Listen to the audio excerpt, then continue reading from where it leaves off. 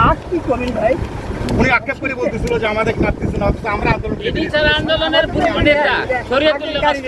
এটা আগের লিফলেট ছিল। আচ্ছা ঠিক আছে, আপনি এখন আমি যেটা চাচ্ছি, আমি যেটা চাচ্ছি আপাতত যাতায়াতের জন্য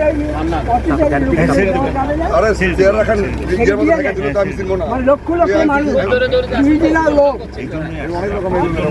তো খুঁজেও পারেন না, খুঁজেও তো আপনারা করেন না। পুরো একটা বড় ব্রিজ আসছি যে তাড়াতাড়ি ছাড়ার জন্য, আমাকে পিডি সাহেব জানানোর পর এই জন্য আজকে এসে দেখে গেলাম, আমরা শীঘ্রই অত পথচারী লোকগুলো কিনলাম নাগেশ্বরী বিভিন্ন মার্চ আরম্ভ এইদিকে গাছ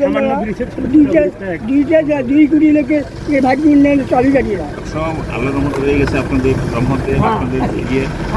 আর পাশে একটা যে পার্কিং সিস্টেম করা যাবে না, হ্যাঁ সবই করতে খুব তাড়াতাড়ি করে দেন ভাই।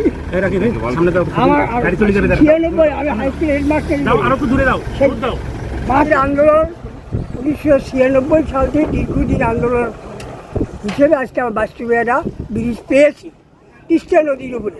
আজকে যেখানে দাঁড়িয়ে কথা বলতেছি সেই তিস্তা নদী ব্রিজের উপরে কথা বলতেছি। আমরা চাচ্ছি এই ব্রিজটা 2 কোটি লোকের যাতায়াতের ব্যবস্থা অতি সত্তর যাতে শেষ কাজ করিয়া দুদিন করে যাতায়াতের ব্যবস্থা করে সেই ব্যবস্থা যদি করতে